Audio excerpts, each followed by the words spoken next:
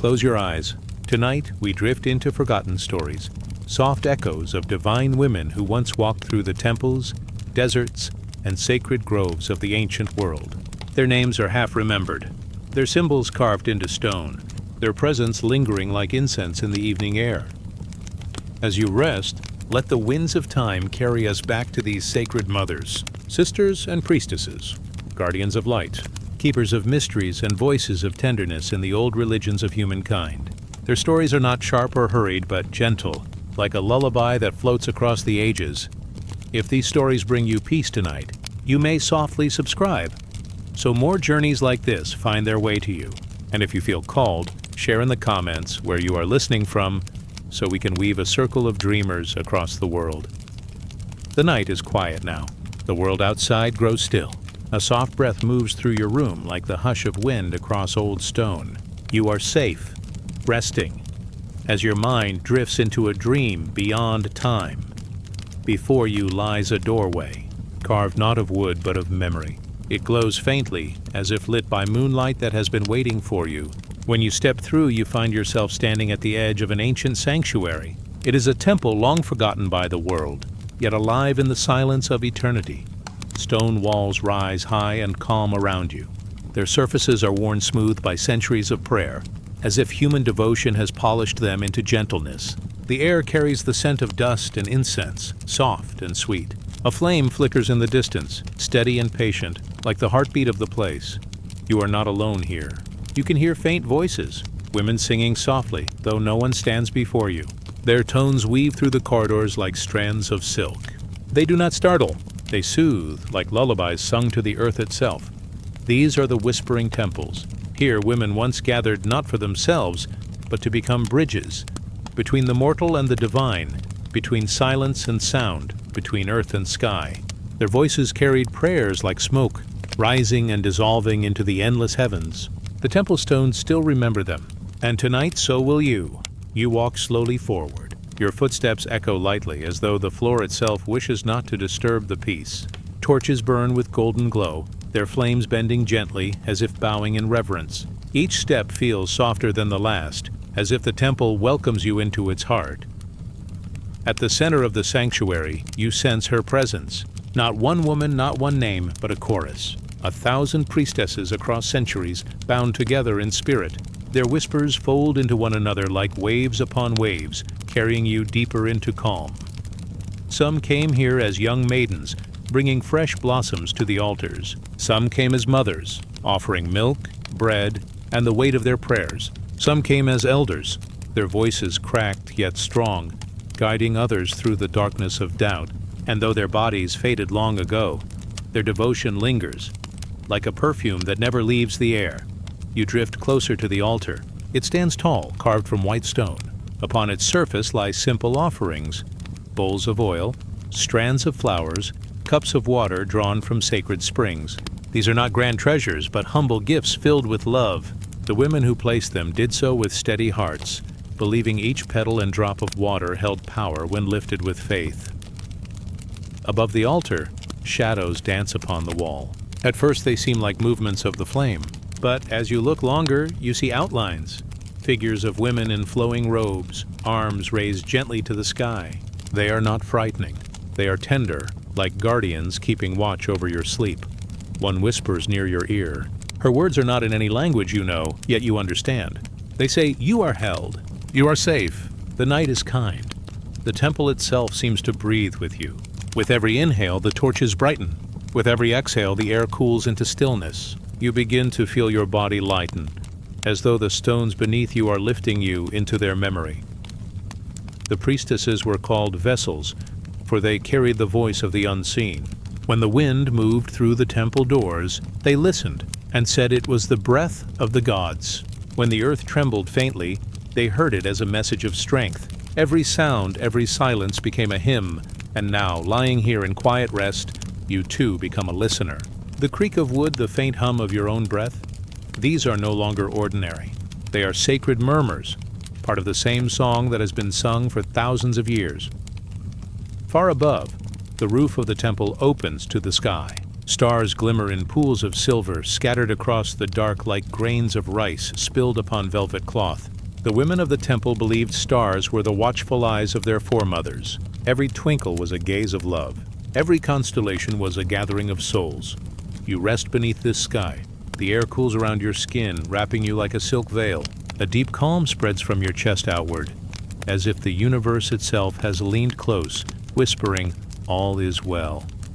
A story drifts into your mind, carried by the voices of the priestesses. They tell of a child brought once into the temple, wrapped in linen and placed upon the altar. Her mother wept, asking the divine to heal the fever that had stolen the child's strength. The priestesses circled the altar, their voices rising not in panic, but in waves of tenderness. They sang until dawn. By morning the child stirred, opened her eyes, and reached for her mother's hand. Whether the healing came by gods or by the sheer force of love did not matter. The mother knew she was not alone. The child grew, and the story of that night was whispered through generations. So too are you held tonight, not by chance, not by emptiness, but by an ancient circle of care that stretches far beyond time. In the stillness, you hear the sound of water. A hidden spring flows beneath the temple floor. The women once called it the blood of the earth. Its voice is faint but steady, like the murmur of sleep itself. You lean closer and hear its rhythm, soft, flowing, endless, like a lullaby sung not by lips, but by the ground beneath you. The water does not hurry. It never has. It moves at the pace of eternity, carrying stones, roots, and dreams with equal gentleness. The priestesses would fill bowls with this water and wash the foreheads of those who came in sorrow. They would say, "The spring remembers your pain, and it carries it away." Tonight you too are washed. Every worry, every heavy thought dissolves into that stream, flowing far beyond reach. Time inside the temple feels different. Minutes stretch into hours, yet hours fold into moments. You realize that the women who once walked here live still, not in flesh, but in presence. Every whisper, every song, every offering they left clings gently to the walls like vines. And now, in your rest, their voices reach you. "Sleep, traveler," they murmur. "Sleep, child of the earth. The night has no teeth, it is soft. It will hold you until the dawn." The torches dim. The stars grow brighter through the open roof. The altar fades into shadow. Only the whispering remains, steady as breath. You lie down upon the temple floor, which feels softer now, almost like earth covered in moss. Your body sinks, releasing its weight. Your mind slows, floating like a feather carried on still air. The women are still singing. Their voices are not sharp, not loud. They move like water over stones, like wind over dunes, like light across the sea. Each note draws you deeper into ease. Each whisper curls around you like warm cloth. And as your eyes grow heavy, you realize the temple is not outside you. It is within. Its stones are your bones. Its altar is your heart. Its whispers are your breath. You carry it with you always, this sacred sanctuary of peace. Whenever you rest, you return here. Whenever you close your eyes, the priestesses sing again. The temple is eternal because you remember. And you remember because it was always waiting for you. Now, the voices soften into silence. The torches fade like stars swallowed by dawn. The spring beneath the floor continues its gentle murmur, carrying your thoughts into the wide river of sleep. Rest now. The whispering temples are within you. You are safe. You are home. And the night, like the priestesses, will hold you until morning light. The night grows deeper. The air around you is calm. Your breath slows like ripples settling upon still water. You drift again, carried softly into the dream of another time, another place. Before you stretches a vast desert. The sand glows faintly under the silver wash of moonlight. Far in the distance, the Nile flows, a ribbon of dark water shining under the stars. The river moves slowly, endlessly, carrying life to every shore it touches. And upon this sacred water rests a presence, gentle and eternal. Her name is Isis, the mother of the Nile. You walk along the riverbank. The air is cool, carrying the scent of lotus flowers that bloom in silence. Palm trees sway lightly in the night breeze, their shadows bending across the water. Somewhere in the distance, a soft drum beats, steady as a heartbeat, echoing through the land of Egypt. The people once believed Isis's love flowed like this river. It did not choose between kings or farmers, rich or poor. It simply moved, quiet and constant, nourishing all who came to it.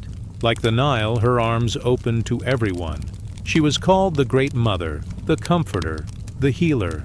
Those who were tired would whisper her name. Those who were grieving would lift their eyes to her star.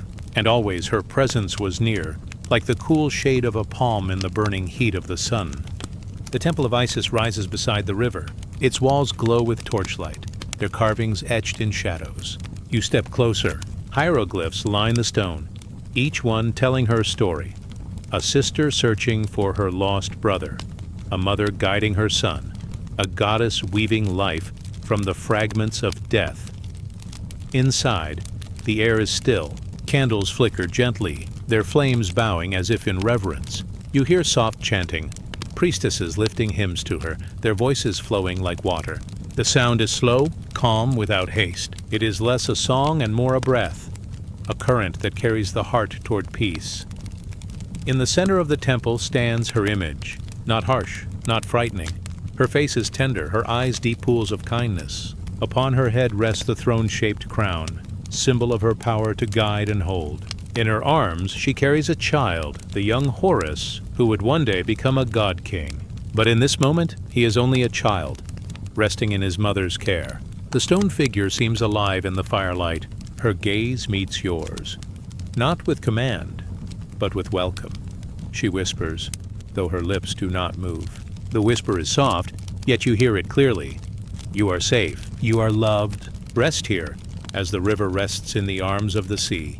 Long ago, the people told stories of how Isis wandered the land in search of her beloved Osiris. He had been broken, scattered across the earth, yet she did not despair. With patience, she gathered each piece. With devotion, she sang him back to life. Her love was so deep, so steady, that even death could not silence it. This is why she became more than a goddess. She became a symbol. For every soul who had lost someone, her story was a lantern in the dark. For every heart that had been broken, her tale was proof that love could mend even what seemed beyond repair. The temple walls remember these stories. And tonight, in your resting mind, you remember them too. They do not weigh you down.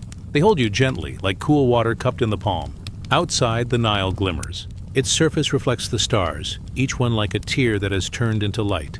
The river flows slow, carrying reeds, lilies, and the quiet hum of insects in the night. People once said that Isis's tears filled the Nile each year, bringing the flood that nourished the land. Tears of love, not sorrow. Tears that gave birth to fields of grain, orchards of figs, and baskets of dates. When the waters rose, the people did not fear. They celebrated, for they knew the goddess was near.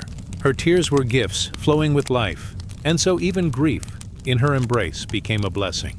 Tonight, as you rest, you too are cradled in that flow. Your own worries, your own sorrows, soften into water. They drift away, joining the eternal current that carries all things into balance. A breeze moves through the temple. It smells of honey and myrrh, offerings once placed upon her altar. The priestesses would leave bowls of milk, loaves of bread, fragrant oils, not because she demanded, but because they wished to give. In their gifts, they found comfort. In their prayers, they found stillness. You feel this stillness now. The sound of chanting has slowed, almost faded into silence. But silence here is not empty. It is full, like the space between heartbeats, like the pause between waves. It is a silence that soothes, a silence that says, rest now. You are enough. The goddess was not only for the living. She was called upon at the moment of death, guiding souls gently into the afterlife. It was said she spread her wings wide, wrapping them around the departing spirit. No one crossed the threshold alone. She was always there, soft as nightfall, steady as dawn. And so she is here with you, in this quiet hour. Not to take, not to command, only to comfort, only to remind you that every ending is only a passage into another beginning, like the river flowing into the sea, like breath leaving and returning again. Above, the stars grow brighter. One shines with golden clarity, the star they once called Sothis, the soul of Isis, herald of the rising Nile. It glimmers in the sky like a watchful eye. When ancient people saw it appear, they knew the floods would soon arrive. They knew the land would be nourished. They knew the mother had returned. So too does she return to you now. Her star above you, her river beneath you, her arms around you. You are safe as the child Horus in her embrace. You are safe as the fields beneath the rising flood. You are safe as the stars in the endless night. The candles in the temple burn lower. Their light becomes soft, golden embers swaying in the air. The chanting has ended. Only the sound of water remains. The Nile's steady breath flowing through the heart of Egypt, flowing through the heart of your dream. You close your eyes within this vision. Your body feels weightless, floating like a lotus on the river's surface. Every ripple carries you deeper into stillness. Every breath rocks you gently like a mother rocking her child to sleep. The story of Isis is not far away. It is near within you. Her patience, her love, her endless devotion, they are woven into the quiet fabric of your own spirit. You carry her, just as the Nile carries water. And tonight, she carries you. So rest now. Let the river hold you. Let the star guide you. Let the mother's arms wrap softly around your weary heart. The night is gentle. The temple is calm. The Nile flows endlessly. And Isis, the mother, watches over you still. The night deepens. The stars lean closer. You drift softly, as though carried on a quiet tide of silver light. The world around you falls away, and you enter once more into the dream of ancient lands. The desert stretches wide before you. Its sands glow faintly, touched by the moon's pale hand. Above, the sky is endless, a deep ocean of midnight blue. And there, shining gently, is the full moon. Calm, luminous, eternal. This is the land of Mesopotamia, the cradle of rivers, the cradle of stories. Here, in the stillness of the night, priestesses once raised their voices to the goddess Inanna. Queen of heaven, radiant as the morning star, soft as the moon at rest, you walk through a silent city of clay and stone. Walls rise high, their surfaces carved with ancient lines. At the center stands a ziggurat, a temple rising in steps, reaching toward the sky. Torches flicker at its base, their flames swaying gently with the wind. The air carries the scent of frankincense, rich and sweet, curling upward in streams of smoke. At the foot of the temple, women gather. They wear robes of white, their hair crowned with silver bands that shimmer beneath the moonlight. They hold small lamps, each flame glowing softly like stars carried in human hands. Their steps are slow, their movements steady. The air hums with expectation, though it is not hurried. It is gentle, like the breath before a song begins. Then, softly, the chanting rises. It begins with a single voice, low and calm, like the hum of the earth itself. Another voice joins, and another, until the night is filled with a chorus. Their tones move upward, spiraling like smoke, weaving together in harmony. The song is not sharp, not loud. It drifts, it floats like lanterns released into the sky. They sing to Inanna, to the goddess of love, of war, of stars and moonlight, to the one who descends into darkness and rises again, carrying renewal. Their voices honor her journeys, her strength, her beauty, her mystery. But most of all, they sing of her light, which touches all who look up to the night sky. The chanting fills the temple steps. It flows into the streets. It mingles with the quiet winds, and it finds you here, standing beneath the glowing moon. The priestesses believed the moon was a mirror. Each phase reflected the rhythms of life. The crescent was a beginning, a tender seed. The full moon was wholeness, a flowering bloom. The waning was rest, a return to silence. And yet always the moon returned again. So too did life. So too did hope. You watch as the priestesses lift their lamps high. The flames tremble gently, joining with the moonlight above. Together they create a river of silver fire flowing through the night. The song rises and falls like waves, like tides drawn by the moon herself. It calms you, steady as breath, soft as a lullaby sung from across centuries. Stories say that Inanna herself was a weaver of fate. She descended into the underworld through 7 gates, surrendering her crown, her jewels, her garments, until she stood bare and silent before the shadow of death. Yet she returned, renewed, her spirit unbroken, her light undimmed. The priestesses carried this story in their songs. To them, it was more than myth. It was the rhythm of life, that every loss, every descent would one day give way to rising, that the moon would always return to fullness, that night would always lead back to dawn. And as their chants reach you, you too feel this truth. Whatever weight rests upon you now, it is not forever. Like the moon, your spirit will wax and wane, but always return to light. Always return to peace. The temple rises above you, step upon step, like a stairway for the soul.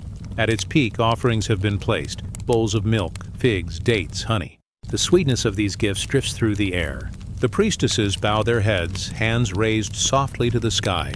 Their voices slow now, each note longer, drawn out like the fading light of dusk. The moon shines brighter above them. Her silver glow touches the edges of the ziggurat, the stones glistening as if alive. It spills over the women, over their robes, over their flames, until they seem to shimmer like beings of light themselves. In this stillness, you feel the goddess near, not in form, not in face, but in presence, gentle, steady, eternal.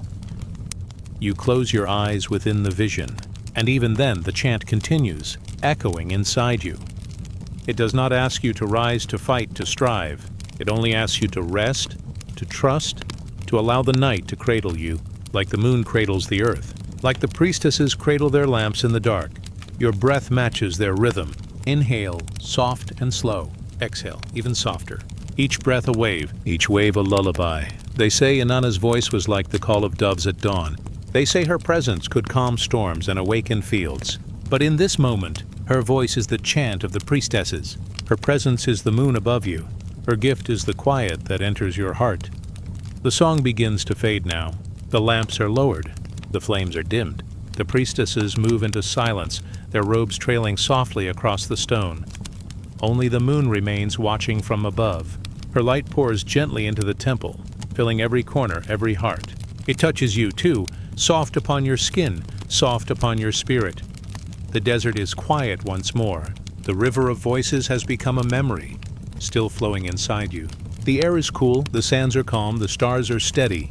You feel the night carrying you, as though you too are a lantern, drifting upward into peace. Rest now. The chants have been sung. The lamps have been lifted. The moon has risen and will keep her watch. The story of the priestesses is not only of the past. It is of now, of this moment, of every breath you take. Their song has reached you, and it will remain, like a quiet flame within. Night falls gently across the ancient world once more. The air is still yet alive with quiet memory. You drift through shadows of time, carried on a calm wind, as if the centuries themselves have grown soft to let you rest. The scene opens before you, slow and glowing. The city of Rome lies beneath a sky of fading blue, the stars not yet fully awake. The stone streets glimmer faintly in the light of lanterns, and at the heart of the city, rising with calm strength, is a round temple of pale stone. Its roof is open to the heavens, and within its walls, a sacred fire burns, steady, unbroken, alive. This is the fire of Vesta, the fire of hearth and home, a flame that is never allowed to fade, never left to die. It is tended by gentle hands, by quiet, watchful hearts. It is kept alive by women known as the Vestal Virgins, guardians of the sacred flame. You draw closer. The temple is round, smooth as a circle of moonlight. Its columns stand tall and serene, holding the night with grace. Within, the air is warm with the glow of the eternal fire. The flames rise not in fury, but in calmness, steady as breath, quiet as prayer. They dance softly, golden against the marble walls. Here the Vestals move with silence. Their robes are white, flowing like still water. Their hair is bound with ribbons, their steps measured and light. They carry bowls of grain, of oil, of offerings for the flame. Their hands lift gently, their movements slow, as though each action is part of a long, unbroken song. The sound of the city outside drifts faintly, distant wheels, far-off voices. But inside the temple there is only calm, only the quiet hum of fire, only the breath of the eternal flame. For the Romans, this fire was more than light. It was life itself. So long as the flame lived, Rome was protected. So long as it burned, the city's heart was strong, and the women chosen to tend it became more than keepers. They were guardians of the people's peace. Chosen as children, the Vestals lived apart from the noise of ordinary life. They gave themselves to stillness, to devotion, to the gentle rhythm of tending the fire. Day and night, season after season, year upon year, the flame was never left alone. It was always watched, always nourished, always alive. Their duty was not heavy with struggle. It was simple, constant, patient, to add a log of olive wood, to sprinkle sacred grain, to breathe a prayer into the glow, and in their care, the fire never dimmed. Imagine the temple at dawn, the city outside stirring awake, and within, the flame already glowing, waiting quietly like the heart of the sun. A Vestal approaches with careful steps. She bends, places a small bundle of twigs, and watches the fire take them gently. The sparks rise like tiny stars, flickering upward toward the open sky. Now, imagine the temple at night. The world outside grows silent. Shadows lengthen across the marble floors, and still the flame shines steady, as though it knows no time, as though it has always been. Another Vestal enters, her lamp in hand. She tends the fire, checks its glow, and sits nearby in quiet watch. Hours pass like a slow river, but the flame does not falter, nor does her gaze. The Vestals lived within a rhythm of cycles, like the moon, like the seasons, like the beating of the heart. Every act of care was a prayer, every ember a promise. Their stillness was not emptiness, but fullness, full of meaning, full of presence. To the people of Rome, this devotion was a shield. They believed that so long as the flame endured, the city itself was safe. Not only the stone walls and marble temples, but the lives within. The children, the families, the old, the young. The flame was their hearth, their home, their spirit. It was the warmth that made the vast city one. And so the Vestals, quiet and unseen by many, carried a power greater than swords or crowns. Their watchfulness was the city's peace. Their flame was its heart. The flame itself was a symbol. To some it was purity, to others protection. To all it was continuity, the thread that bound one day to the next, one generation to another, one life to the whole. It was not born anew each day, but kept alive, passed forward, steady, unchanged. As though saying, life is fragile, yet with care it endures. As though whispering, light may flicker, but with gentle hands it will not die. You close your eyes for a moment, and the fire seems to glow within you. You feel its warmth against your chest, its calm against your mind. It is not fierce, not burning. It is steady, like the rhythm of your breath. It asks for nothing but attention. It gives nothing but peace. This is the lesson of the flame, that within stillness, life continues. That within quiet care, strength abides. That in each small tending, each spark, each ember, there is eternity. The Vestals were said to live untouched by time. They belonged not to family, not to self, but to the flame. Their lives were woven into its glow. They were honored, yet set apart. They were servants of fire, yet also guardians of Rome. Some say their silence was loneliness. Others say it was freedom. But here, in the temple's glow, it feels only like peace. For in this circle of stone, in this dance of fire, nothing is missing. Everything is whole. The night deepens. The flame continues, soft as a heartbeat. The Vestals move gently around it, their shadows long, their robes flowing. One brings a vessel of oil. Another carries fresh wood. Their motions are unhurried, like water falling into water. They do not rush, for the flame does not rush. It waits, patient and calm, like time itself. Their care is endless. Their watch is unbroken, and so the fire is eternal. The city beyond the temple sleeps. Homes grow quiet, the markets fall still, even the Tiber flows softly in the moonlight. But in the heart of Rome, the sacred flame shines on. It is the city's breath, the city's dream, the city's hope. And as you drift here listening, watching, you feel yourself become part of it. You too carry a flame within, small, steady, glowing. A flame that warms you, that guides you, that never truly dies. It is your calm. It is your strength. It is your endless, quiet light. The hours pass gently, but the flame never falters. The Vestals never turn away. Their care is as constant as the stars, as the moon, as the slow turning of the earth. Generation after generation, hand to hand, breath to breath, the flame endured. And still in memory, it endures now. It lives in the rhythm of stories. It lives in the stillness of the night. It lives in the breath that carries you into sleep. The temple grows quieter still. The Vestals bow their heads, their prayers soft as whispers. The fire burns on, calm and eternal. And outside, the first stars begin to fade into the coming dawn. But you are not hurried. The flame remains within you. The peace remains around you. The guardians remain at their watch. So let yourself rest, gentle as the fire's glow. Let your thoughts drift like smoke into the sky. Let the sacred flame warm you, steady you, soothe you. Now drift onward, for the fire is eternal, and the night is long, and the stars return to guard your dreams. The night opens again, like a gentle scroll of stars. The air is calm, the earth breathing slowly, as if waiting for the moon to speak. You drift through shadowed hills, past the quiet hum of cicadas, past the silver glow of branches swaying in the night breeze. Ahead lies a grove, still and endless. Olive trees stand in patient rows, their leaves shimmering like small mirrors of moonlight. Their trunks are twisted with age, strong and wise, their roots sunk deep into the heart of Greece. The air smells faintly of earth, of fruit, of the oil that has nourished people for centuries.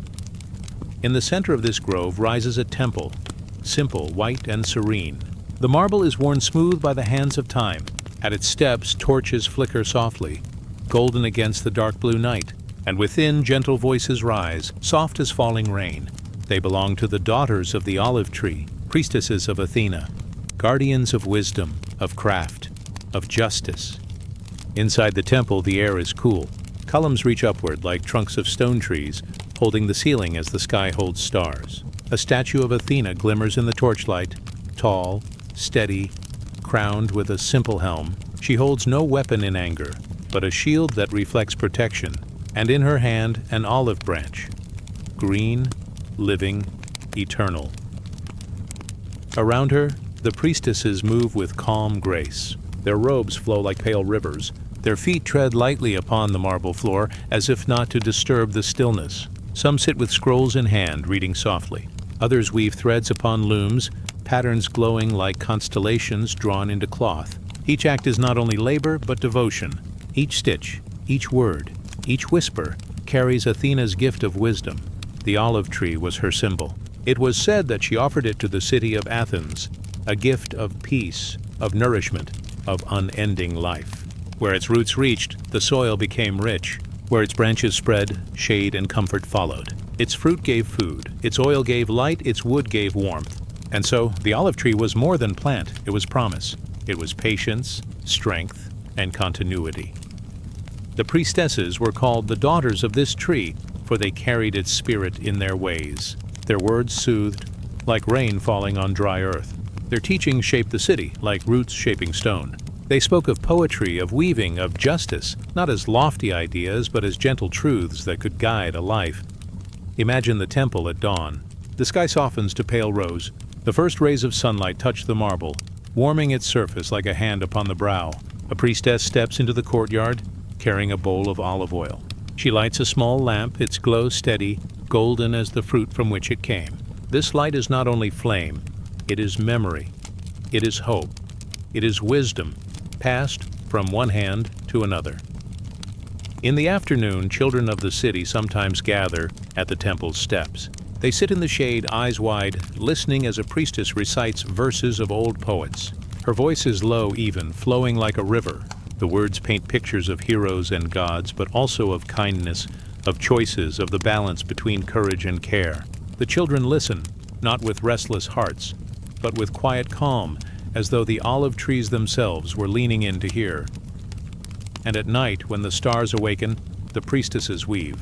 Their looms click softly, threads crossing threads like paths crossing lives. They weave not only garments, but stories. The patterns shine with meaning.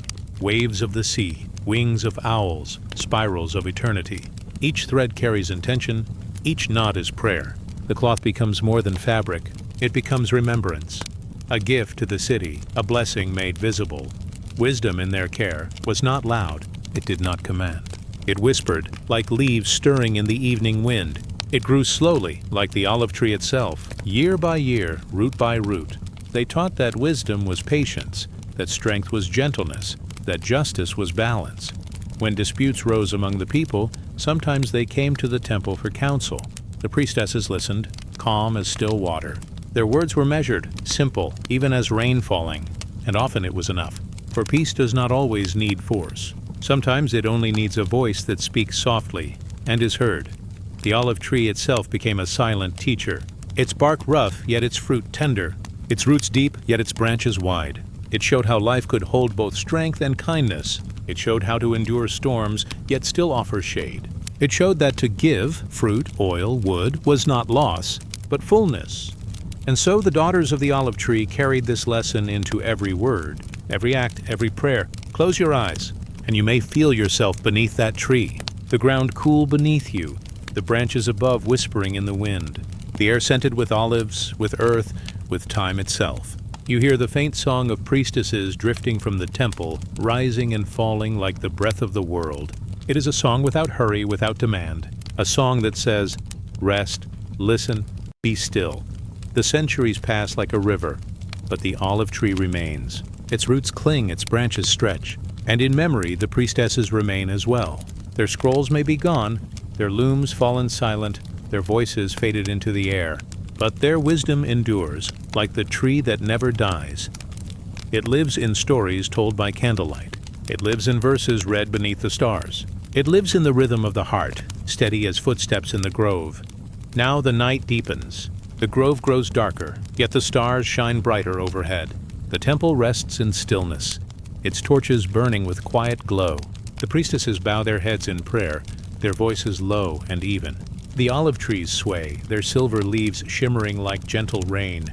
And you too rest within this grove. You carry the gift of the tree within you, patience, wisdom, peace. A flame steady as oil, a truth gentle as rain, a strength quiet as roots beneath the earth. Now let yourself drift onward. The olive leaves whisper. The stars return, and wisdom rests beside you, soft as sleep.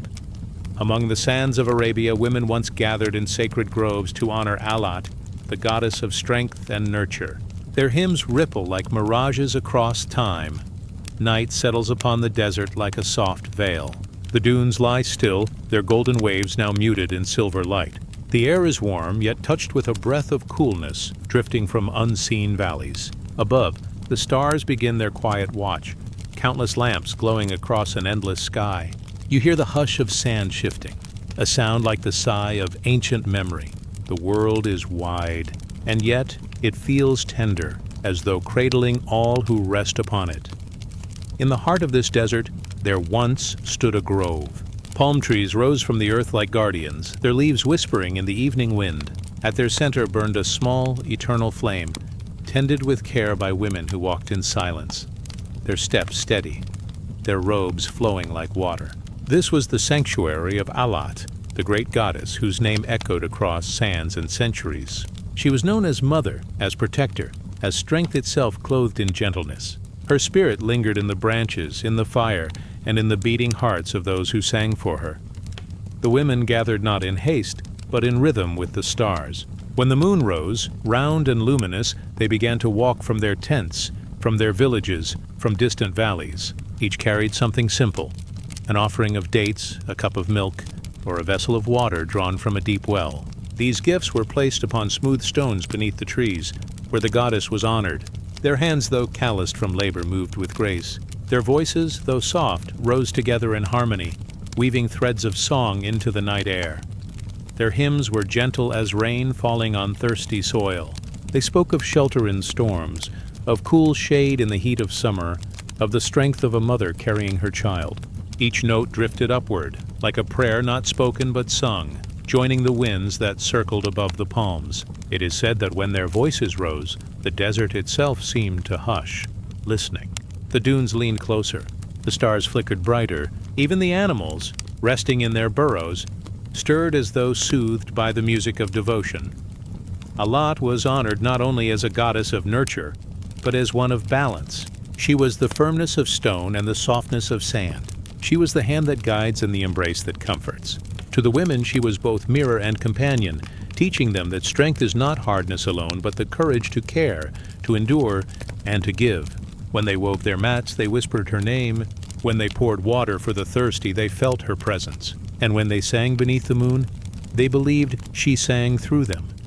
In the firelight, shadows danced upon the trunks of the palms. The women swayed slowly, not in frenzy, but in a movement as natural as breathing. Their hands rose like branches. Their feet traced gentle circles in the sand. Some were young, their eyes wide with wonder. Some were old, their faces lined with years, carrying wisdom like rivers carry silt. Yet all moved as one, bound not by chains but by devotion. Each heartbeat joined the others, until the grove itself seemed alive with quiet rhythm. Travelers passing through the desert sometimes spoke of hearing strange music on the wind. They said it sounded like distant water, though no river flowed nearby. Some called it a mirage of sound. But those who had stood among the palms knew the truth. It was the hymn of the daughters of Alat, carried outward into the night, stretching across dunes and valleys, fading into stars. The goddess herself was never seen in form. Yet her presence was felt like the hush before dawn, or the touch of shade on a blazing afternoon. She lived in symbols, the flame that never died, the tree that gave fruit and shelter, the well that offered water from deep within the earth. To her daughters, these were not objects but sacred signs, each whispering of her eternal care. The flame spoke of life unbroken. The tree spoke of roots that hold and branches that protect. The well spoke of hidden strength, unseen yet endless. Sometimes, in the silence after singing, the women would sit upon the sand and listen. The grove would creak softly as the palms swayed. An owl might call from the distance. The fire would crackle, sending sparks into the night sky. And in that stillness, they felt a closeness, as though the goddess herself leaned near, listening to their hearts. No words were needed, only presence, only peace. Children too were brought to the grove. Placed in the arms of elder women, they were blessed with words like lullabies. Their small foreheads were touched with water. Their tiny hands were held over the flame, not to burn, but to feel the warmth of life. It was believed that such children carried the blessing of Alat within them, that her strength would guide them as they grew, and her care would shield them in storms. The grove was not a place of fear, but of comfort. Even the youngest, held close against a mother's chest, would fall asleep to the sound of the hymns, their breathing steady as the stars above. There are stories that when a traveler, weary and lost, stumbled into that grove, he was given water, food, and shade. The women asked no questions. They offered without hesitation, for to serve the stranger was to serve the goddess. To share bread was to share her blessing, and so the grove became more than a place of worship. It became a place of refuge, a small island of kindness within the wide and wandering desert. Time passed, generations came and went, but the memory of those gatherings lived on, like ripples on the surface of a still pool. The songs may have faded from human ears, but in the desert, echoes remain. The wind carries hints of their voices. The stars remember their rhythm. The palms, though some have withered, still lean in silent reverence, as though hearing hymns that linger in the air. Now, as you drift here, in thought and in dream, you may hear it too. The faint sound of soft singing carried through the sands, the slow beat of footsteps in the circle, the hush of palms swaying under moonlight. It is not imagination, but memory. A memory older than words, older than the shifting dunes themselves. It is the song of the daughters of the goddess, still rippling across time, still whispering to those who rest in the night. The desert, though vast, does not feel empty. It feels full, alive with unseen voices, alive with presence. Every grain of sand holds the warmth of ancient prayers. Every breath of wind carries the touch of sacred hands. Every star above remembers the flame that once burned in the grove. And in that remembering there is comfort, there is peace. So let the hymns cradle you now, like a shawl wrapped gently about your shoulders. Let the flame warm you, though it burns only in memory. Let the palms shelter you, their branches spread wide in quiet blessing. The desert is not harsh tonight. It is tender, carrying you softly into rest. Drift onward now as the voices fade. Drift into stillness, where time flows like slow water beneath the sand. Drift into sleep, where the goddess of nurture still watches, unseen yet near. The stars glimmer above, ancient and calm. The winds hush their song. The desert sleeps, and so may you. Now rest, as the stars return. Now rest, as the voices soften into silence. Now rest, in the arms of the eternal night. In temples of Anatolia, the great mother Cybele was worshipped, her priestesses tending to the weary. Their touch was like cool water upon a restless heart. The night falls gently over the hills of Anatolia. The stones of ancient mountains glow faintly under the silver gaze of the moon. Shadows lengthen, soft and kind, stretching across valleys filled with olive trees. The air carries the faintest hum of crickets, blending with the whisper of wind moving through tall grasses. Somewhere, a stream glimmers like a thread of starlight laid upon the earth, its sound quiet and healing, like breath drawn in sleep. In this calm land long ago, there stood temples of the Great Mother. Her name was Cybele.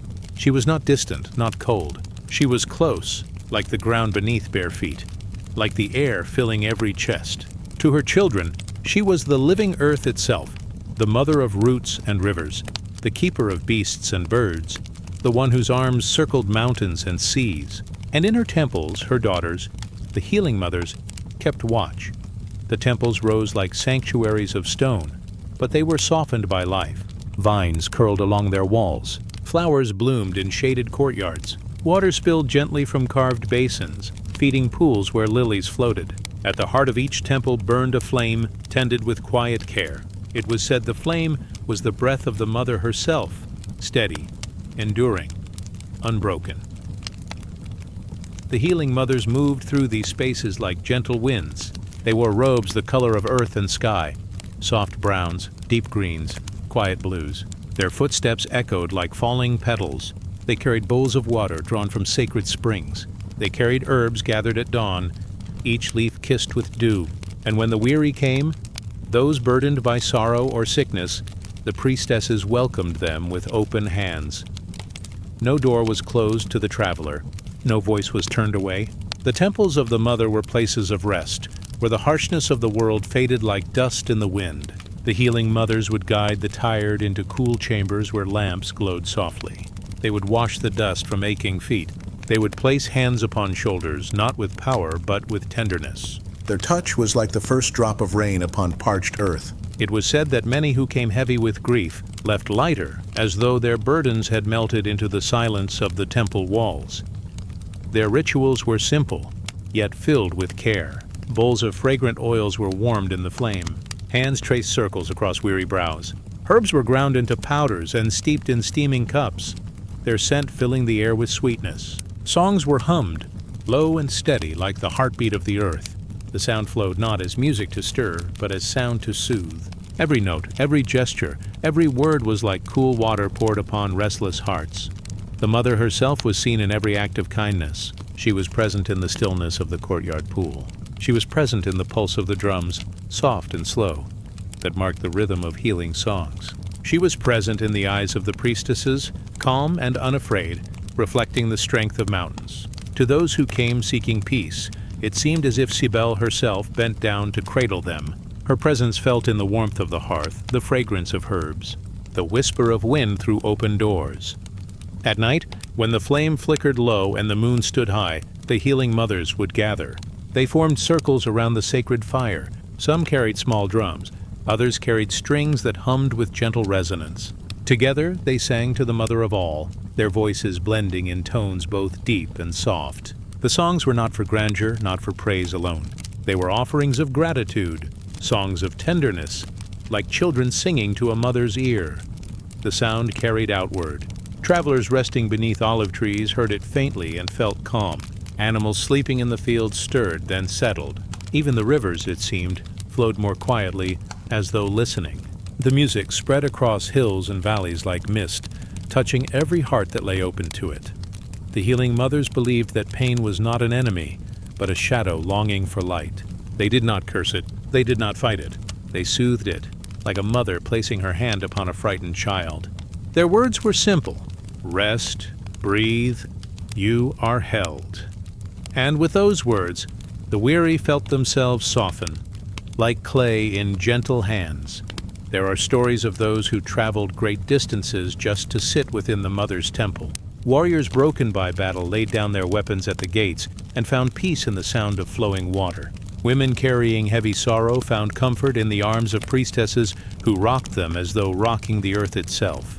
Children trembling from fear found laughter again, chasing butterflies in the courtyards, their cries echoing like bells of joy. All who came left touched by the same truth, that the mother's love was endless, flowing like a river that never runs dry. It was said her hands were the hands of the priestesses. Her voice was the hush of their song. Her breath was the flame that never died. To rest in her temple was to rest within the embrace of the living world itself. The walls of those temples may have fallen to time. The stones may now lie buried beneath earth and root, but the memory remains. The spirit of the healing mothers still lingers, not only in ruins, but in the quiet of the heart. Whenever hands reach out with kindness, whenever sorrow is soothed by care, it is as though Cybele breathes again. The song of the healing mothers continues, not in ancient halls, but in the soft acts of compassion that ripple through the world. Now, as you lie in stillness, you may hear their song. It comes like a distant hum, low and steady. It drifts like mist surrounding you gently. Each note carries calm. Each breath carries care. It is the sound of peace entering your heart, flowing like water, warm as a flame, steady as earth. Rest now, as though in the mother's temple. Rest as though cool hands touch your brow. Rest as though the earth itself holds you close, safe and unshaken. The flame flickers softly in the distance. The waters hush their flow. The mountains stand eternal, watching over you, and the mother, ancient and tender, cradles you in her endless embrace. Drift onward now as the song fades. Drift into stillness where no burden remains. Drift into the silence of earth and sky, where the healing mothers keep watch. Let the night carry you gently. Let the stars return patient and bright. Let the great mother guide you into rest. Now sleep, child of the earth. Sleep beneath the tender gaze of the mother. Sleep in the arms of peace. From the north comes the story of the Norns, divine women who spun the threads of destiny. Their loom becomes a lullaby, weaving stars into the night. The night stretches wide across the northern sky. The air is cool, touched by the breath of pine and the whisper of snow. A pale moon rests above the forest, casting silver light over frozen lakes and quiet valleys.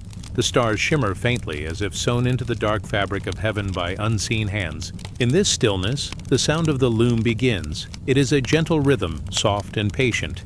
A thread pulled, a thread released. The hum of fibers crossing, the beat of the shuttle sliding back and forth. It is not the sound of haste, but of eternity itself, steady and unbroken. Here, at the roots of Yggdrasil, the great world tree, the Norns dwell. They are the keepers of destiny, the quiet mothers of fate. Their names drift like wind through the branches. Urdur, who holds what has been. Verdandi, who shapes what comes to be. Skuld, who carries what is yet to unfold. Together they weave. Together they sing. The tree above them rises beyond sight, its branches stretching into the heavens. Leaves rustle like whispers of forgotten ages. Roots twist deep into the earth, drinking from hidden waters. All that lives, all that breathes is bound to this tree. And the threads of every life, every star, every song, flow through the loom of the Norns. Their work is endless, yet never tiring. Each thread is a soul, bright or dim, strong or fragile. Some shimmer gold, glowing with kindness and joy. Some are pale, almost invisible, carrying quiet lives that pass like soft breezes. Some burn deep red, marked with struggle, yet woven with care into the greater pattern. No thread stands alone. All are bound together, crossing, twisting, joining, until they form a tapestry too vast for any eyes but theirs. Their loom is more than wood. It is the heartbeat of time itself. When they press their hands to the frame, the stars flicker. When they draw a thread across, rivers shift their courses. When they tie knots, destinies meet. The loom hums with the music of the cosmos, and to hear it is to hear a lullaby sung since the first dawn. The Norns are not cruel. They are not kind.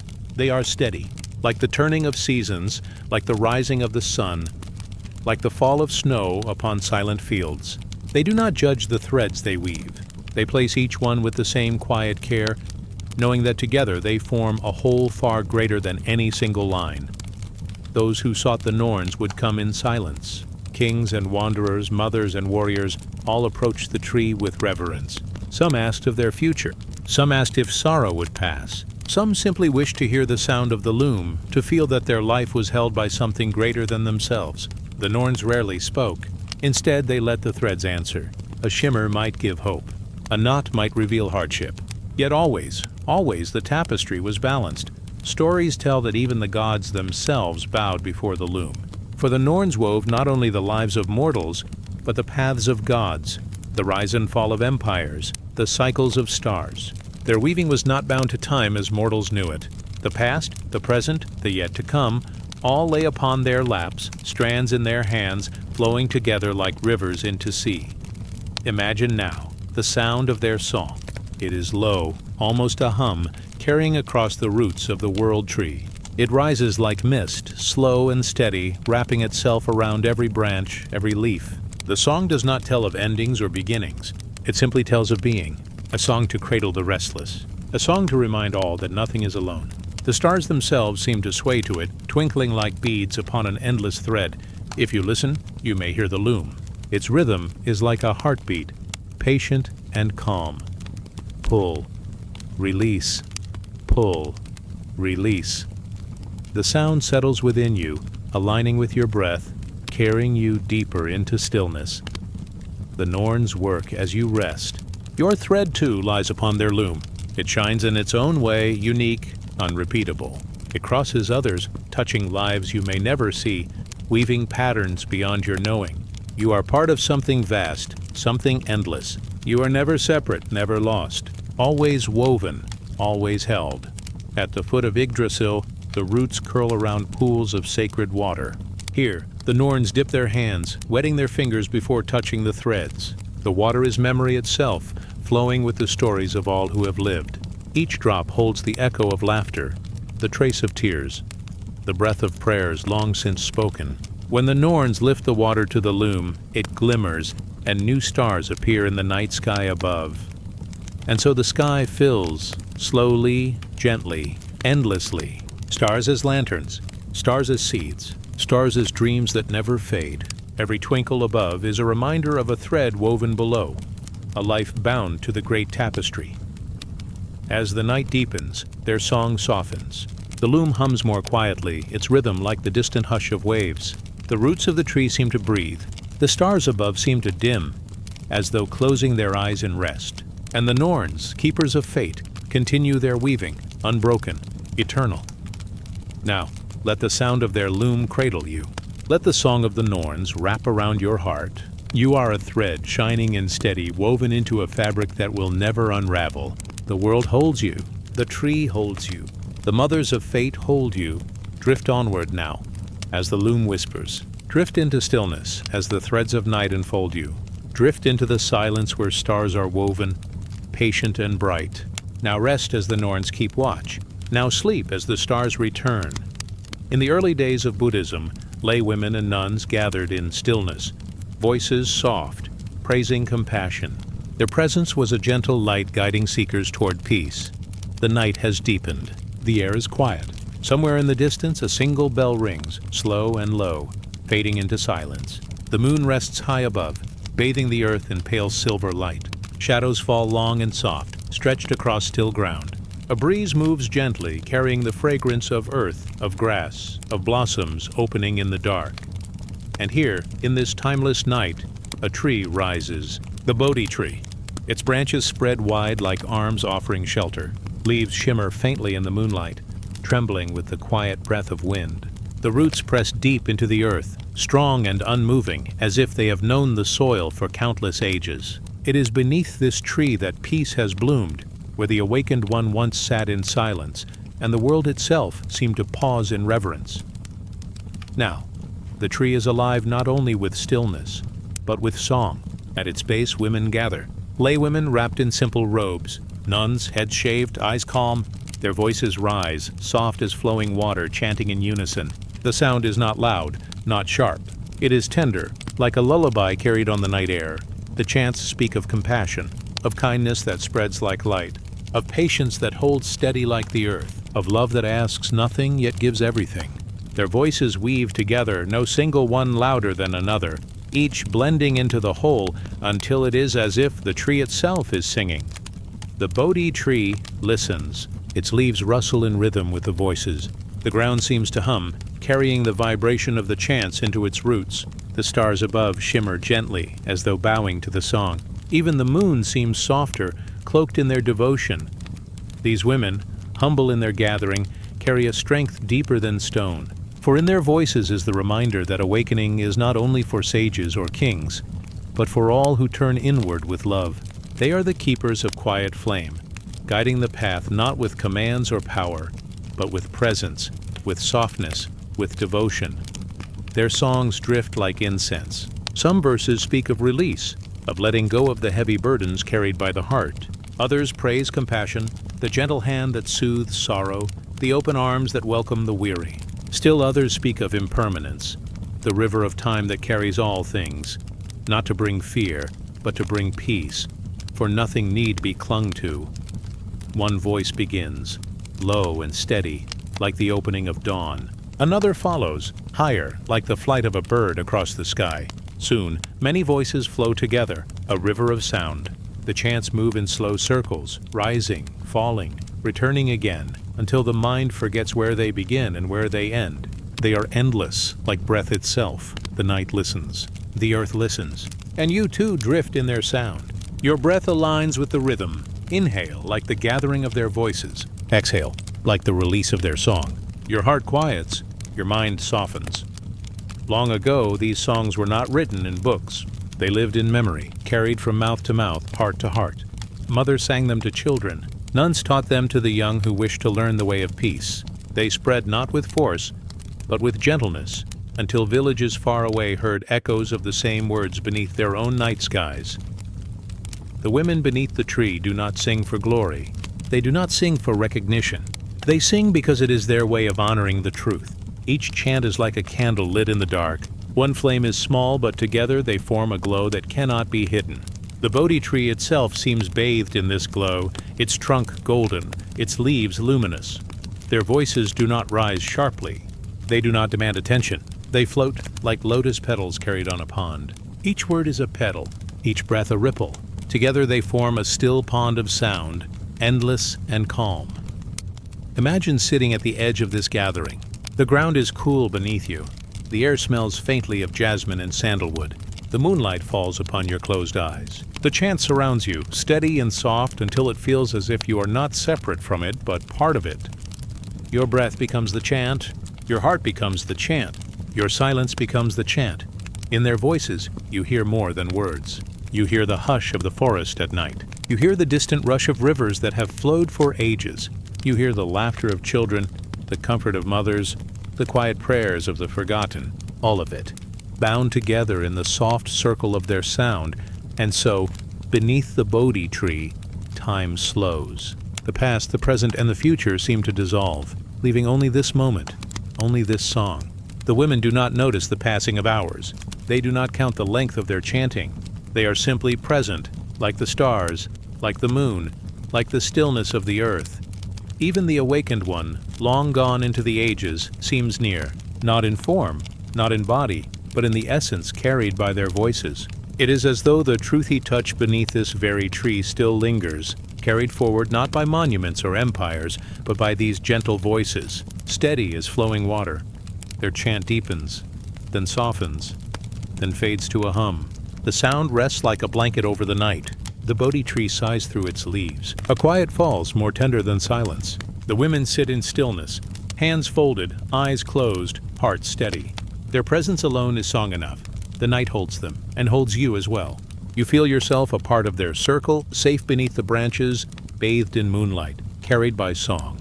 No need for striving, no need for searching. Here there is only stillness, only peace. Let the Bodhi tree shelter you. Let the voices of the women drift through you. Let the night cradle you, soft and deep. Now their songs dissolve into the silence of stars. Now the tree returns to its whispering leaves. Now the moon lowers toward the horizon, gentle and unhurried. And you too may rest. You are safe in the circle of their song. You are a candle, small yet steady, glowing in the dark. You are a thread in their chant, held by the Bodhi tree, held by the earth, held by peace. Drift onward as the night grows deeper.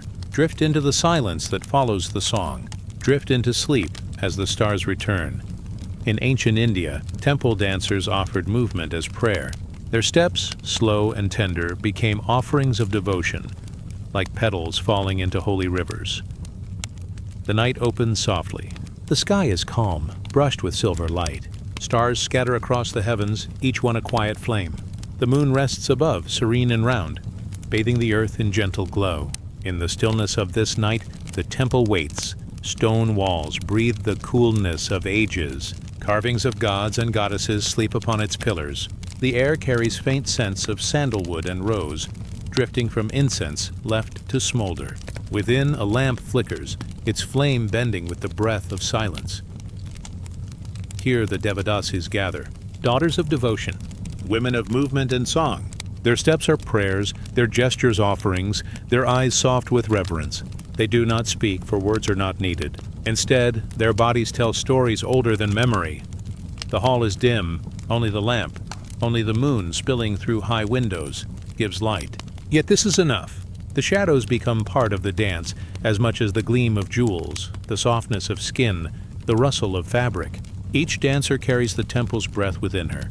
Slowly, the music begins. It is not loud, only the soft tap of hand against drum, the faint ring of tiny bells tied at the ankle, the whisper of a flute like a breeze weaving through leaves.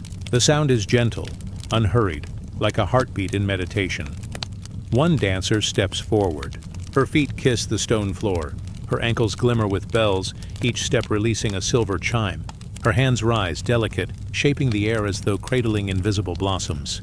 Her eyes lower in humility, then lift in quiet devotion. Every movement is both story and prayer. Her companions follow, forming a circle. They move together, slow as water, graceful as vines swaying in the wind. Each gesture is precise yet tender. When one hand opens, it is like the unfurling of a lotus. When one head bows, it is as though the whole world leans into reverence. Their dance is not for applause, not for eyes seeking entertainment. It is for the divine, who dwells within the temple's sanctum, unseen yet ever present.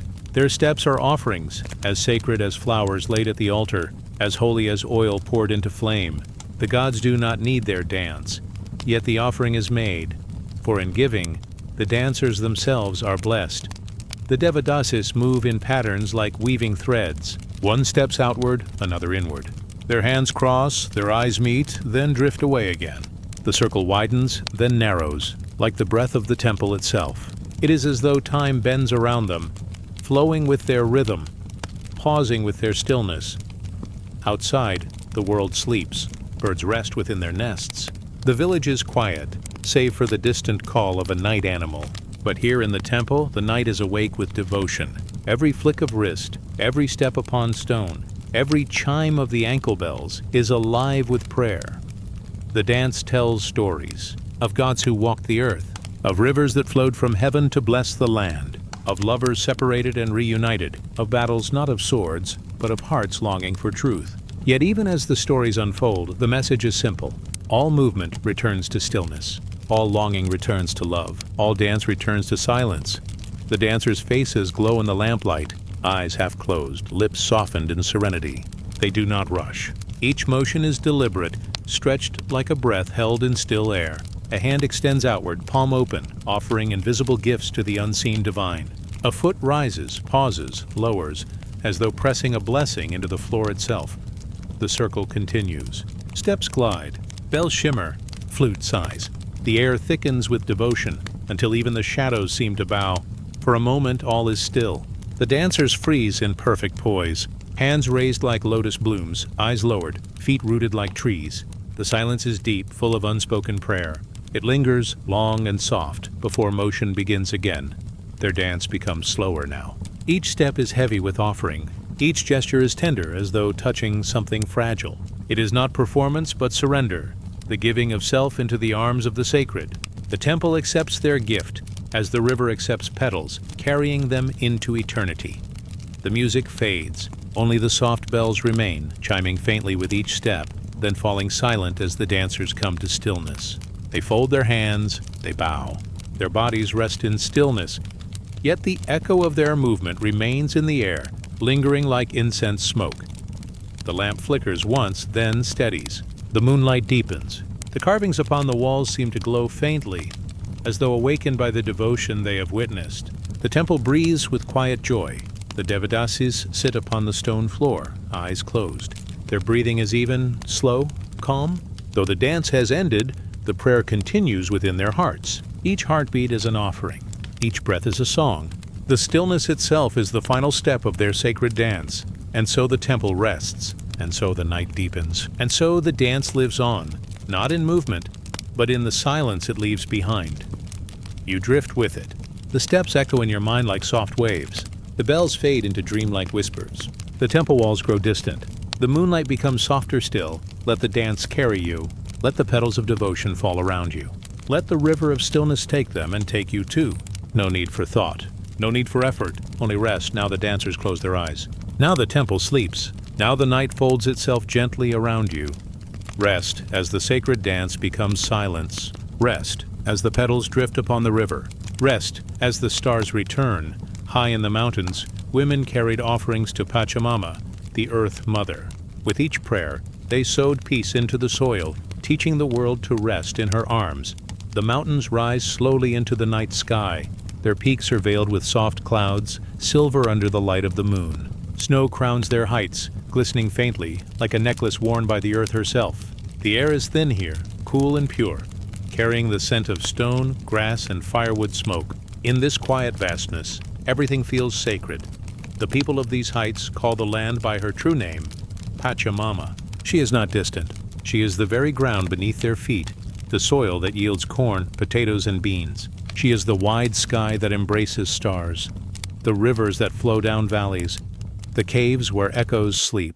She is mother, patient, and strong, listening to every step and every word.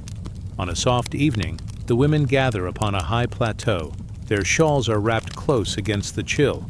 Their braids sway as they walk, slow and steady, carrying baskets of offerings. The earth is quiet, save for the whisper of the wind brushing over stone and grass. In the silence, every step feels like a heartbeat given back to the world. The women pause at a circle of stones, ancient and worn. It is a place where offerings have been laid for generations. Here, the air feels heavier, yet gentle, as though filled with invisible arms ready to hold all that is given. They kneel upon the earth. They place their baskets before them. One by one, they take out small gifts. Coca leaves, green and delicate, placed with care. Grains of corn, golden as sunlight. Tiny figures shaped from dough. Soft symbols of animals and people. Shells gathered from far-off coasts. All of it offered not to be kept, but to be returned. For what comes from the earth must always return to her. The women bow their heads. Their voices rise, low and melodic, chanting in words as old as the mountains. The sound drifts across the plateau like smoke, curling into the sky, then settling gently back upon the ground. Their songs are not loud. They are steady like the heartbeat of the world. They pray not only for themselves, but for all who live upon the earth. For children who will eat from the harvest. For animals that walk the slopes. For rivers that carry water down to valleys. For stones that hold the memory of time. In each prayer there is no division. Only wholeness, only peace. The night deepens. Stars appear, countless and bright, as though the sky itself were a woven cloth studded with light. The women lift their eyes. They see the stars as seeds, planted by the hands of the divine. Each one a promise, each one a reminder that the sky and the earth are bound together. They scatter their offerings upon the ground. Leaves fall like blessings.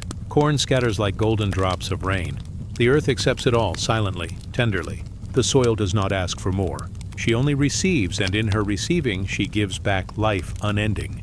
The women rise and move slowly in a circle. Their steps press gently into the ground, as though dancing upon the body of their mother. Each footfall is both reverence and return. The circle grows steady, their shawls swaying, their breaths forming small clouds in the cold air. They hum softly, voices blending until they are no longer separate, but one sound, one thread, one prayer. In their circle, time feels different. It no longer moves quickly. It no longer pulls or presses. Instead, it rests, calm and still, like a bird settled upon a branch. The women know that in this moment, they are woven into the great fabric of being. Each life is a thread. Each prayer is a knot that binds all together.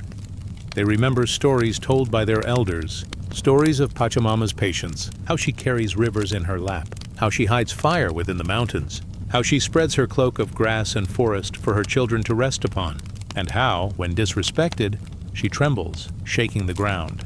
Not in anger, but in reminder that she too is alive. The circle slows. The women bow once more. They touch their foreheads to the soil, whispering thanks. Thanks for the crops. Thanks for the shelter of stone and wood. Thanks for the chance to walk upon her body each day. Gratitude flows from them as quietly as water from a spring. The wind softens. The stars shine brighter as though leaning close to listen. The mountain itself seems to hum, a low vibration beneath their knees. The women remain still, letting the silence wrap around them like a blanket. In that stillness, they feel her, the Earth Mother, vast and unending. Not in the distance, but right here, beneath their skin, in their breath, in their bones. Slowly, they gather their baskets, now lighter. They wrap their shawls closer, preparing to walk back down the path. Yet their hearts are not heavy. They are full, steady, calm. Each step downward feels lighter, as though the earth herself carries them. The offerings remain, but they are not lost. They are part of the soil now, part of the great cycle that never ends. From leaf to earth, from earth to crop, from crop to child, from child back to earth again. The cycle turns, endless, soft, eternal, The plateau empties, only the wind remains, and the stars, and the small gifts scattered upon the soil. But their prayers linger. They move like invisible rivers through the mountains, down the valleys, across the plains. Their peace spreads outward, flowing quietly through the world, like warmth in the chest of one falling asleep. Now the night is deep. The mountains are dark silhouettes against the sky. The stars shine with steady calm. The earth breathes beneath the silence. You too rest upon her. Your body lies upon her surface. Your breath rises and falls in her rhythm. Your heart beats with her endless patience. You are not apart. You are part of her, always held, always safe. Let the mountains cradle you. Let the stars keep watch. Let Pachamama carry your dreams in her vast arms. Now drift as the women drift down the paths. Now rest as the earth herself rests. Now sleep as the stars return. At Delphi, women sat in stillness, listening to the hidden breath of Apollo. Their words came softly like echoes from deep within the earth. The night is quiet upon the slopes of Mount Parnassus. The air is cool, touched with the faint scent of pine and stone. Stars shimmer above, soft and endless, their light resting gently upon the ancient sanctuary of Delphi. The land is hushed, as though waiting. The stones, the trees, even the wind, each leans inward, listening. Here lies the temple, pale beneath the moonlight. Columns rise like pillars of silence, reaching upward as if to hold the sky. Between them rests the stillness of centuries. Steps worn smooth by countless feet lead inward into the shadowed heart of the sacred place. It is here that the voices of the oracle are born. Within, the air is different. The world outside fades. The sound of crickets, the whisper of leaves, the distant rustle of animals, all dissolve at the threshold. Inside, there is only the slow breath of stone. The temple seems alive, its silence deeper than sleep. At the center lies a chamber, dimly lit by oil lamps. Their flames flicker softly, painting the walls with gold and shadow. The floor is cool, carved from rock. The air carries the scent of smoke, resin, and the faint mineral breath of the earth itself. It is in this chamber that the women gather. They sit in stillness, shawls around their shoulders, eyes lowered. They do not speak. They listen, for it is said that the god Apollo speaks not in thunder, but in whispers.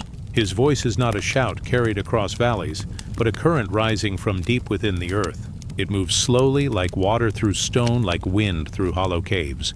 It requires silence to be heard, patience, surrender. The women breathe as one. Their chests rise and fall in rhythm as though guided by a single unseen hand. Their stillness is not emptiness. It is presence. It is a vessel wide enough to hold the voice of the divine. One among them steps forward. She walks to the tripod that rests above a fissure in the rock. From the crack in the earth, a faint mist rises, carrying a subtle fragrance of the deep. She bows her head, placing laurel leaves to her lips, tasting their bitter edge. She closes her eyes. Her body sways gently like a reed touched by invisible currents. Her breath deepens, slow and steady, until her voice emerges. It is not her voice alone. It is softer, deeper, as though echoing through caverns unseen. Her words do not rush. They fall slowly, one by one, like drops of water from stone. Each syllable carries weight, yet feels light. Each sound seems both near and far, as though spoken from the earth itself. The women around her listen, heads bowed. They do not question. They do not resist. They receive the words as they fall, like rain upon soil. Some phrases are clear, as though carved in light. Others drift, veiled in mystery, shimmering like mist that cannot be held. The oracle speaks not of commands, but of paths, not of certainty, but of guidance. Her words are like rivers. They do not bind, but they flow, suggesting ways forward. Each listener will carry them differently. Each will find in them what is needed. The night deepens. The oil lamps flicker lower. The voice grows softer, more distant, like the fading echo of a song. Then silence returns. The oracle bows her head. Her breath steadies. Her hands rest upon her knees. The mist continues to rise from the fissure, patient, eternal. The women remain in stillness, honoring the silence as deeply as the words, for they know that silence too is part of the voice. Without it, nothing could be heard. Outside, the stars turn slowly across the sky. The mountain breathes. The olive trees lean gently in the wind. Far below, the valley sleeps, unaware of the whispers rising from this hidden place. The women rise. Their steps are slow, soft against the stone floor. They move in a line, each carrying the calm of the chamber within them. They walk out into the night air. The world greets them with cool winds, with the scent of grass and pine, with the silence of the stars. They do not speak. They carry the words within, as one might carry a flame cupped carefully in the hand. The flame is not theirs to own. It is theirs to protect, to pass on, to keep alive. The oracle herself remains seated. Her body rests, her mind quiet. She feels the earth beneath her, steady and unshaken. She feels the sky above, wide and open. She feels herself between the two, a thread woven through the fabric of silence. She drifts, neither holding nor letting go. She simply is. The temple grows still once more. The lamps burn low, their light softening into embers. The mist continues its slow ascent, a breath without end. The stones hold their silence. The night folds itself around the sanctuary like a cloak. And so the voices of the oracle are not lost. They remain in the stillness of the mountain. They linger in the silence of the temple. They echo in the hearts of those who listened. They drift outward, into the valleys, into the rivers, into the world itself. You too are listening now, not to the noise of the world, but to the silence beneath it, not to the rushing surface, but to the deep current within. You rest upon the earth, and she speaks to you as she spoke to them. Her voice is not loud. It is soft, steady, endless. Breathe slowly. Feel the silence around you. Feel the ground beneath you.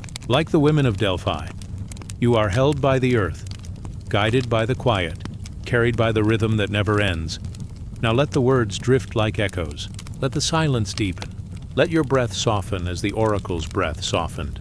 You are safe. You are heard. You are resting in the arms of the earth. Let us drift onward. Now rest as the stars return. Now sleep as the hidden voice continues to whisper in silence. We drift along the Niger, where women sang to Oshun, goddess of rivers and sweetness. Their songs shimmer like golden light across the water's surface.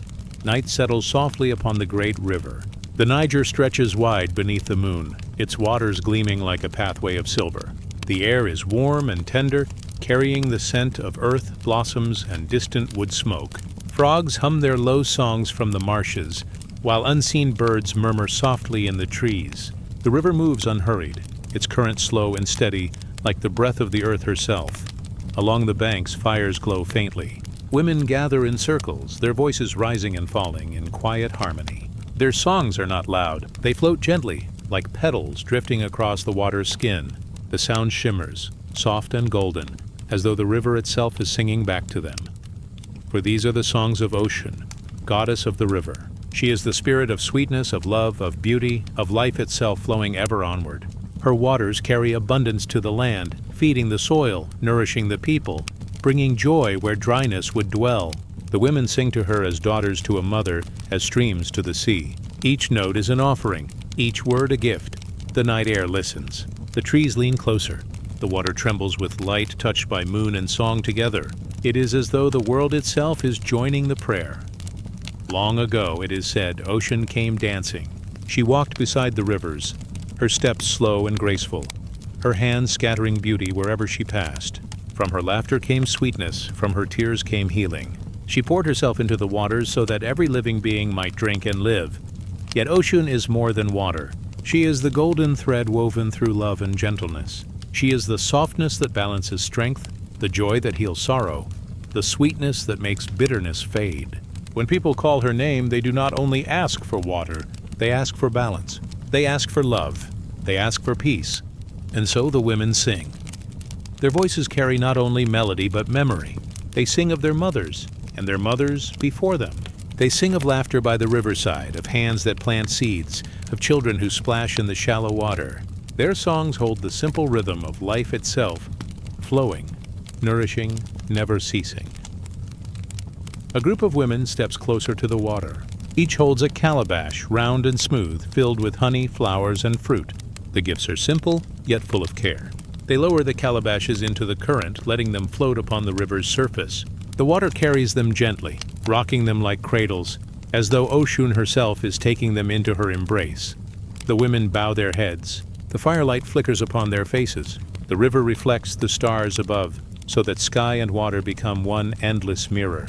Between the two mirrors, the women's songs move like a bridge, linking earth and heaven, human and divine. The sound is soft, yet it lingers. It carries far, beyond the circle of light, beyond the banks, beyond the night itself. It is a song woven into the flow of the river, carried to places unseen, whispered into dreams of those who sleep nearby. A story is told of Oshun when the world was young. The great Orishas, spirits of creation, gathered to shape the earth. They brought power, strength, wisdom, and order. But their work would not thrive. The rivers were dry, the fields were barren, the people were restless. Only when Oshun came with her sweetness did the world find balance. Her waters brought fertility, her laughter brought joy, her songs brought peace. Where there had been only dust, flowers began to bloom. Where there had been silence, birds began to sing. Where there had been struggle, harmony was born. From that time on, the people never forgot her. They sang to her at the rivers. They offered her gifts of honey and fruit. They called her name in joy and in sorrow, knowing her presence would always bring gentleness to their days. The night deepens. The river moves with calm certainty, carrying stories, songs, and offerings alike. Children drift to sleep upon mats, lulled by the voices of their mothers. The flames burn lower, their glow softening into embers. The songs grow quieter, yet they do not end. They linger, humming like the pulse of the river itself. A single woman steps forward. Her voice rises in a solo, tender and clear. She sings not only for herself, but for all who listen and all who sleep. She sings of the river's patience. She sings of love that flows without end. She sings of the golden goddess who smiles within every drop of water. Her song becomes a lullaby. The river cradles the sound, carrying it onward, scattering it across the night. Those who rest near the banks hear it in dreams. Those far away feel its comfort, though they do not know its source. It is the voice of Oshun spoken through human lips, carried by the living current of water. The women fall silent at last. The fire is almost gone, the night almost complete. Yet the river continues as it always has. Its rhythm is steady, endless, like the beating of the heart. It whispers to the roots of trees. It speaks to the stones below. It carries life, quietly, faithfully, without end. And so, the women leave their circle. They walk softly, their bare feet touching earth as gently as leaves falling. They return to their homes, carrying the calm of the river within them. Their children sleep peacefully. Their hearts rest sweetly. The songs of Oshun remain, not on their lips, but in the silence that follows. Now you too drift upon the current. The river cradles you, steady and soft. Its waters are cool and kind, wrapping around you like a mother's arms. You float between stars reflected above and fires fading below. You are held, carried, safe. The voice of the river is slow and gentle. It tells you there is no need to hurry, no need to strive. The flow is enough. The sweetness is already here. The river moves for you, with you, through you. So let the waters rock you. Let the songs of ocean linger in your breath. Let your heart soften, like the riverbank beneath the moon. Let your body rest, like a calabash floating in the current. You are safe. You are carried. You are at peace. Now let us drift onward. Now rest as the stars return. Now sleep, as the golden goddess smiles within the flowing river. The night settles over the northern hills. A pale moon rests in the arms of drifting clouds. The air is cool, and the grass bends gently with the wind. In the valleys below, smoke rises from small round houses. Each home glows with the breath of a fire, a circle of light against the endless dark. It is here, in the Celtic lands of long ago, that women tended the hearths. Their hands steady, their spirits calm. They guarded the flame not only for warmth, but for the soul of the people. The fire was more than fire. It was life, memory, and prayer. In the great stillness, they whispered the name of Bridget. She was the goddess of flame and of healing. She was the guardian of poets, the friend of mothers, the keeper of the hearth. Her light was said to never fail. Even in the coldest winter, her blessing was carried in the smoke that curled into the night sky. The women of the hearth believed that every spark carried a wish. Every coal was a small sun, and every flame a living hymn. When they fed the fire with wood, they fed the spirit of their people. When they stirred the embers, they stirred the quiet songs of the earth. The houses were round like the turning seasons. Walls woven of clay and reed held the warmth close. At the center always was the fire. Around it families gathered. Children drifted into sleep, listening to the crackle, listening to the soft voice of their mothers, as stories passed from lips to ears like gentle streams flowing over stone. The fire did not only belong to one family. In the villages, a sacred flame burned for all. Women watched over it with patience. They rose before dawn, wrapped in wool and quiet song, to feed the embers so that no night wind would steal the light. To them, the fire was Bridget's breath, and to let it fade was to forget the blessing of her presence. There was a tale told often by the fire, that long ago when the first frost came, the people feared they would not survive. The cold bit their skin and the river was bound with ice. But in their darkest moment, a woman dreamed of Bridget. In her dream, Bridget came carrying a flame, not burning, but warm, a flame that held both comfort and song. The woman awoke, and in the ashes of her hearth she found a single glowing ember. She sheltered it, she breathed upon it, she nursed it until the flame was born again. And from that day forward, the people never forgot that Bridget's gift was the hearth itself, a quiet center that never dies. In winter nights, when the stars wheeled overhead like silver shields, the keepers of the hearth sang soft blessings. They prayed for the travelers on the road, for the mothers who carried children, for the elders whose bones ached with the cold. Their prayers were simple, like the steady glow of coals. No grandeur, no noise, just warmth enough for all. And when the wind howled against the doors, the fire answered with a song of patience. Its rhythm was slow, like the beating of the earth's hidden heart. It told the people, stay close, stay kind, stay alive. Bridget was also the goddess of the forge. So the fire was not only for warmth, it was for shaping metal, for bending hard stone into tools, for making vessels that carried food and water. The women of the hearth understood this mystery. The fire could break, but it could also create. It could destroy, but it could also heal.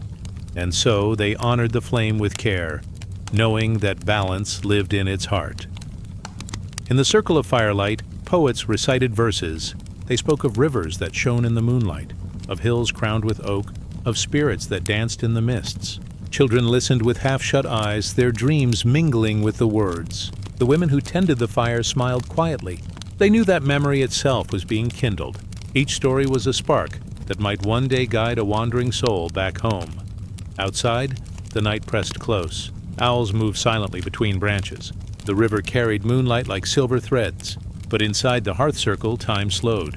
Every shadow softened. Every sound became gentle. The fire glowed steady, its breath rising and falling like the breath of the people who slept nearby. In that glow, it was said that Bridget herself could appear. Some spoke of seeing her figure woven of light, a woman cloaked in gold, her hands lifted in blessing. But more often, her presence was felt not in vision, but in the quiet peace that wrapped around the heart. Like a mother's hand upon the brow, her warmth was silent, yet endless. Season by season, the women continued their watch. At Imbolc, when winter began to soften, they laid rushes upon the ground and wove them into crosses of Bridget. These were placed above doors, above windows, to guard the home. The hearth was swept clean. The flame was fed with new wood. Every gesture was simple, yet each was filled with meaning.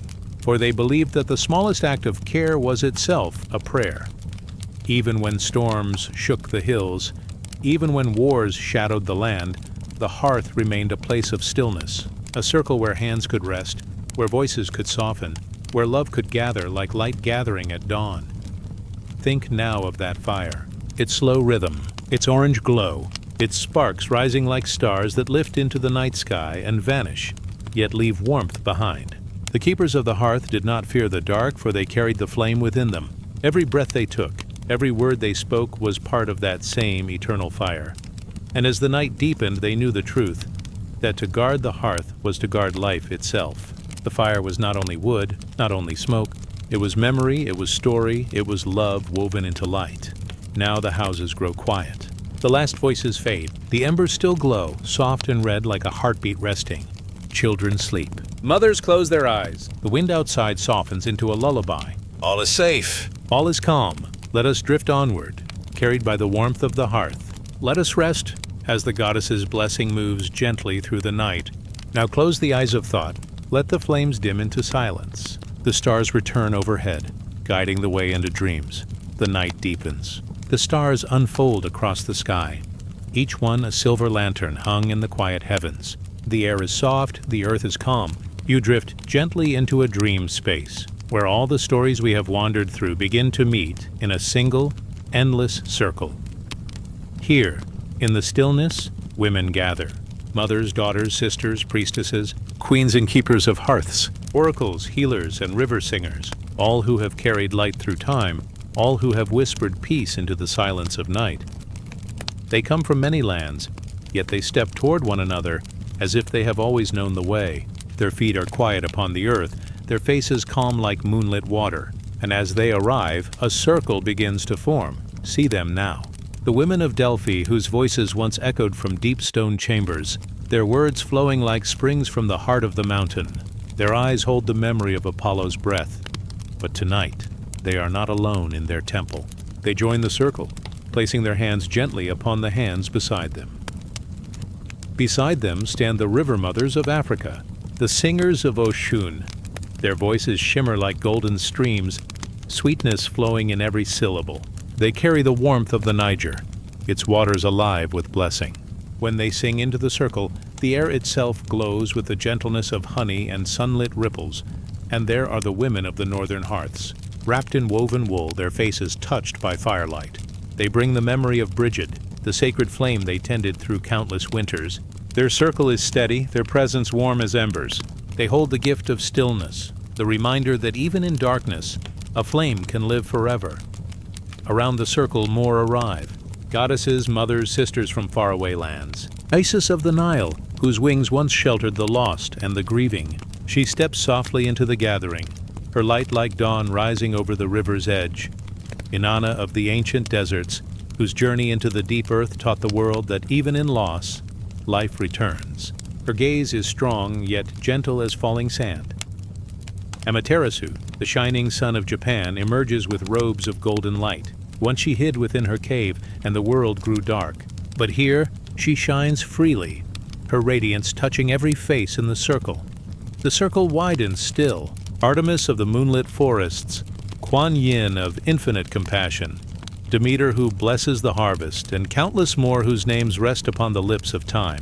All are welcome here. All are remembered. They sit together now in a ring as wide as the horizon, their hands joined, their breaths falling into the same rhythm. Their silence is deep, but within it, a song begins to rise. It is not one voice, but many. A song of rivers and hearths, of temples and fields, of cradles and tombs, of beginnings and endings that are never truly endings. Each voice adds a thread, golden, silver, earthen, soft. The threads weave together into one endless pattern, a tapestry of light. The air itself bends to listen. The stars draw closer. The earth grows still, as if the whole of creation rests upon the harmony of this circle. The women do not speak of power. They do not speak of conquest. Their voices speak of gentleness, of the way a hand can soothe a brow, of the way a fire can warm a room, of the way a river carries its blessing without asking for anything in return. They remind the world that strength can be quiet, that love can be endless, that light is not lost even when hidden in shadow. And as their song unfolds, their circle glows. It begins as a soft shimmer, like moonlight upon water. Slowly it grows brighter, not blinding but tender, a glow that comforts, that heals, that whispers to every soul nearby. You are not alone. In the glow, memories from all ages rise. The first child held by firelight, the first seed placed into the soil, the first river crossed with prayer, the first story spoken in the hush of night. Every memory rests within the circle. Every life, every voice woven gently into its shape. Nothing is forgotten. Nothing is lost. The circle itself is eternal. It has no beginning, no end. It is the shape of the moon, the shape of the sun, the shape of arms opening to embrace. It is the rhythm of breath, the cycle of seasons, the endless turning of stars. And so the women sit, bathed in their own soft light. They do not need words now. The glow speaks for them. It carries peace across the hills, across the seas, into every sleeping heart. You feel it too, the warmth of their circle, resting gently against your own spirit. It is as if hands have reached out to hold you as well, as if their eternal song has woven itself around you. There is no need to move, no need to speak, only to rest in the safety of their presence. The circle of women continues to shine, mothers and daughters, goddesses and guardians, some known by name, some known only by love. Together they are a light that cannot fade. The night is long, but the circle is longer still. It will outlast the stars, outlast the turning of seasons, It is eternal, as steady as the breath of the earth itself. Now the glow softens, like embers settling into rest. The song drifts into silence, yet the circle remains. Always here, always near, a presence that lingers like a dream that does not leave when morning comes. Let us drift onward now. The circle still shines, but you may close your eyes, resting within its embrace. The women will keep the watch. They will guard the fire, the river, the story, the silence. Now rest as the stars return above you. Rest as the eternal circle holds you close. Rest in the gentle glow of endless light.